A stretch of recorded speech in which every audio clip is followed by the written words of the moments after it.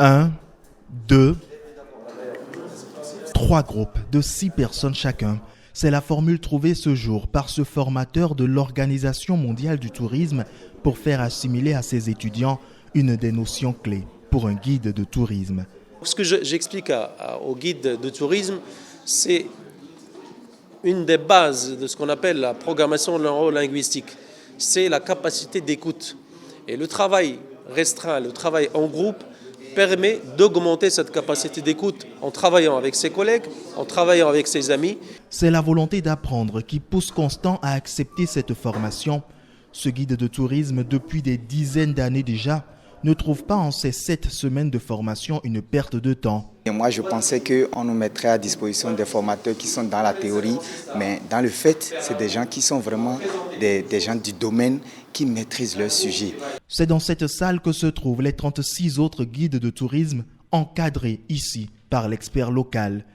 Le cours donné présente la vraie histoire sur les cultures endogènes pour un discours universel au sein des guides de tourisme. Aujourd'hui, je pense qu'avoir un discours universel par rapport à nos cultures endogènes est assez important. Sincèrement, j'ai appris des choses. Je vais vous assurer que après cette formation, vous allez écouter 50 guides, mais il y aura toujours un plus.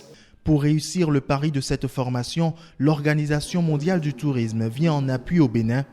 L'attrait est né de l'engagement du Bénin à faire du tourisme un secteur catalyseur de développement. Pour ce projet, nous avons déployé un expert international, mais aussi 2 experts nationaux qui vont parler de la culture, de la religion, de la richesse du Bénin. Il s'agit de renforcer, d'avoir un message cohérent dans tout le territoire national.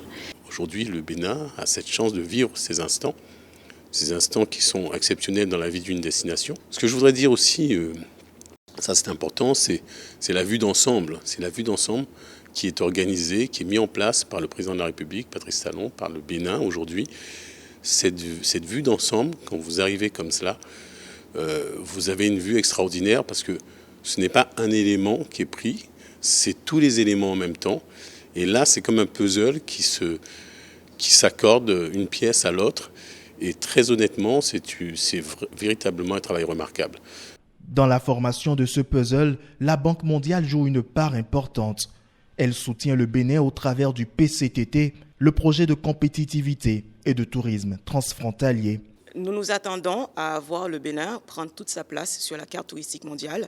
C'est un pays avec une richesse immense et c'est la raison pour laquelle la Banque mondiale a trouvé tout naturel de soutenir le gouvernement dans ses efforts.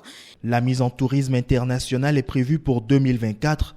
D'ici là, le Bénin va sans doute en mettre plein la vue et nul ne s'en ira avec une envie de non-retour.